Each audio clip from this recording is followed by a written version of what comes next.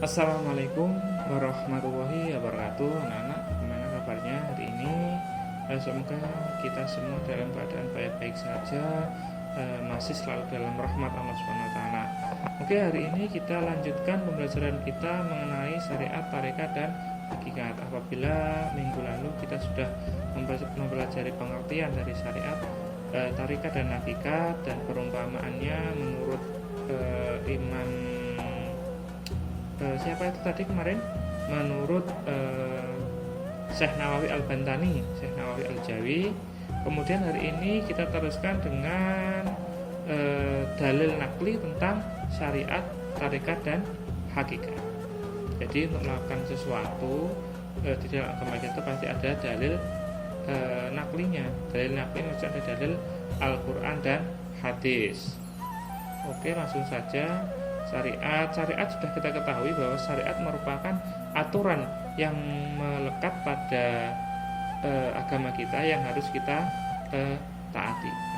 Dalil mengenai syariat ini ada dalam surat Al-Jathiyah ayat 18 yang berbunyi A'udzubillahi minasyaitonirrajim. Bismillahirrahmanirrahim. Tsumma ja'alnaka 'ala syari'atin minal amri fattabi'ha wa la tattabi' ahwa alladziina la ya'lamun. Shadaqallahul azim. Yang artinya, kemudian kami jadikan kamu berada di atas suatu syariat atau peraturan dari agama itu. Maka ikutilah dan janganlah kamu ikuti hawa nafsu orang-orang yang tidak mengetahui. Jadi dalam menjalankan sebuah syariat atau aturan agama atau peribadatan, kita harus menggunakan aturan yang ada atau ilmu yang ada. Jangan kita melakukan sesuatu berdasarkan nafsu, apalagi kita mengikuti orang-orang yang mengikuti hawa nafsunya. Jadi ukurannya jelas ya, Rek. Baik benar, salah benar, baik buruk itu ukurannya adalah Al-Quran, bukan hawa nafsu. Kemudian kita lanjutkan kepada tarekat.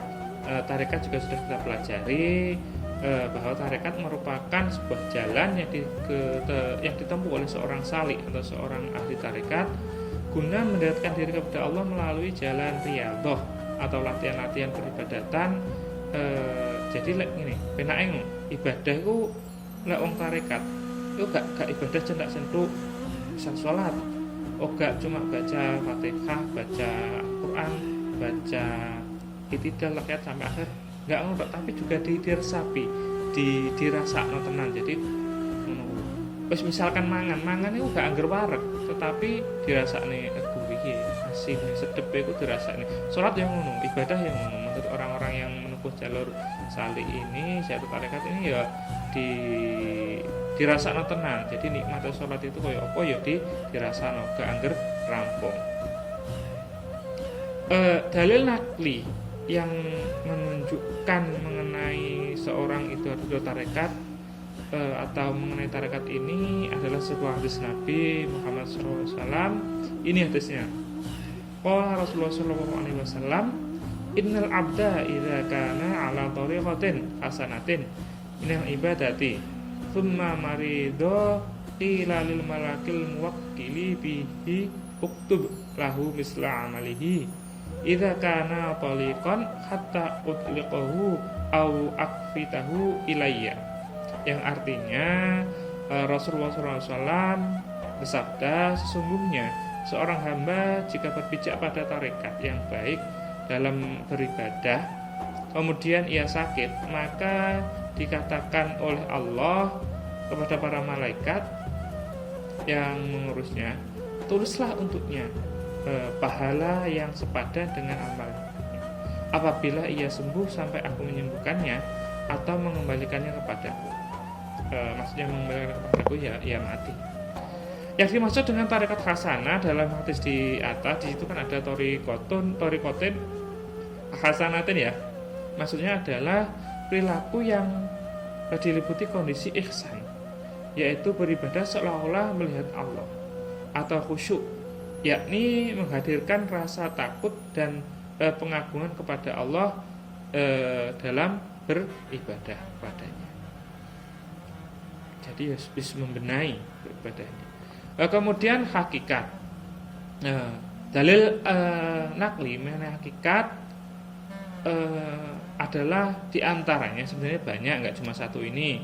Cuma yang kita terangkan cuma satu ya, yaitu surat Al-Anfal ayat 29 yang berbunyi, yaitu adalah surat Al-Anfal ayat 29.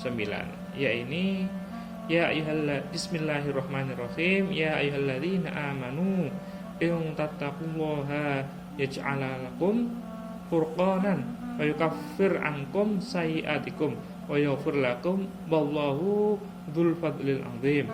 Yang artinya, wahai orang-orang yang beriman, jika kamu bertakwa kepada Allah, kami akan memberikan kepadamu furqan. Apa itu furqan? Nanti akan saya jelaskan ya. Dan kami akan jauhkan dirimu dari kesalahan-kesalahanmu dan mengampuni dosa-dosamu. Dan Allah mempunyai karunia yang besar. Ayat ini ditafsirkan menurut para mufassir.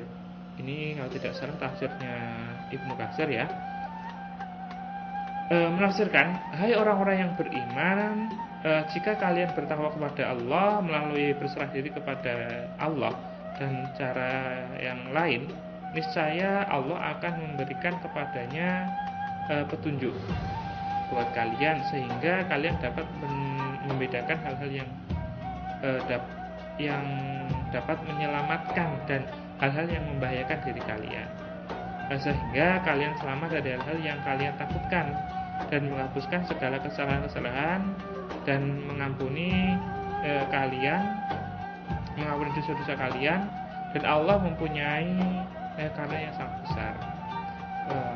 Jadi orang-orang yang sudah mempunyai hakikat, sudah mencapai pada makom hakikat atau makrifat ini, oleh Allah diberi kemampuan untuk membedakan baik dan buruk, tidak perlu melihat dalil Al-Quran, tapi dalam hatinya sudah langsung semacam dikasih oleh Allah. Dikasih Allah mampu membedakan hal yang baik dan yang buruk. Loro sak durunge winarah ngono kuwi lah. Kalau tidak salah seperti itu. Jadi bisa mengetahui hal yang sifatnya rahasia ilahi. Kemudian apa hubungan antara syariat, tarekat dan hakikat? Dulu sudah kita pelajari bahwa Imam Nawawi Al-Bantani itu memberikan perumpamaan bahwa syariat itu merupakan sebuah kapal, tarekat itu seperti laut, dan hakikat itu adalah mutiara. Maka dalam pembahasan kali ini akan saya terangkan lagi bahwa syariat ini merupakan tingkatan dasar. Jadi alat-alat dasar yang digambarkan sebagai fondasi. Kalau Imam Nawawi menggambarkan sebagai kapal yang harus dijalankan oleh seorang salik. Orang salik ini maksudnya adalah yang menempuh jalur thariqat untuk menuju tingkat selanjutnya. Setelah syariat sudah kuat, jadi aturan-aturan peribadatan, misalkan carane sholat ya apa, wudu ya apa, puasa iku ya apa, zakat carane piye, dalile piye wis paham kabeh, kemudian dilanjutkan ke tingkatan hakikat, ya wis bener baru diperbaiki, ditingkatkan lagi. Jadi sholat ya dirasakno, ibadah ya dirasakno, zakat ya dirasakno tenanan, tidak cuma dilakukan. Sedangkan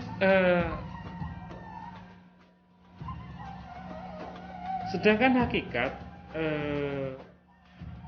berada pada tahapan terakhir, karena hakikat merupakan lanjutan dari pemahaman syariat dan tarikat. Jika syariat mengacu pada aspek lahiriah, tarikat mengacu pada aspek batiniah, maka hakikat mengacu pada makna terdalam aspek lahir dan batin. Kemudian bagaimana perilaku seorang salih atau perilaku orang yang menempuh jalur agama untuk mendekatkan diri kepada Allah. Nah, orang-orang yang memahami syariat, tarikat dan hakikat akan memiliki sikap sebagai berikut. Di antaranya ada 7 ya. Yang pertama akan menjalankan perintah dan larangan agama secara baik dan benar. Jadi gak benar tok ya gak baik tok. Benar itu ya benar secara fikih, baik artinya ya dirasakno tenan. Kemudian nomor 2, memiliki hati yang tenang. Hati ini tenang, tidak ada rasa cemas, tidak ada rasa takut dan seterusnya. Kemudian hatinya juga merasa sabar, lah enak cobaan apapun ya sabar, karena sadar bahwa hakikatnya hidup itu ya dari Allah dan akan kembali kepada Allah. Innalillahi wa inna ilaihi rajiun. Jujur kenapa? Karena ya wong sudah mengenal Allah ya harus berlaku jujur, karena kalau tidak jujur itu melanggar aturan dari Allah, artinya tidak takwa kalau tidak jujur itu. Terus menjauhi maksiat. Terus tawadu itu artinya rendah diri, rendah hati, jadi rendah hati, gak sombong. Warok berhati-hati, jadi hati-hati dalam berperilaku, berkata ya sing halus, berperilaku ya kalau itu bukan haknya tidak akan diambil. Bahkan barang yang sifatnya subhat itu juga tidak mau, pokoknya maunya sing halal tok. Oke, mungkin itu saja yang bisa kita pelajari hari ini. Semoga bisa bermanfaat. Apabila ada kurang yang bisa dipahami, bisa nanti ditanyakan di kolom komentar atau di e-learning ya, atau nanti kita sampai datang ke sekolahan kita bahas bersama-sama. Sekian dari saya, wallahul muwaffiq ila aqwamit thoriq. Wassalamualaikum warahmatullahi wabarakatuh.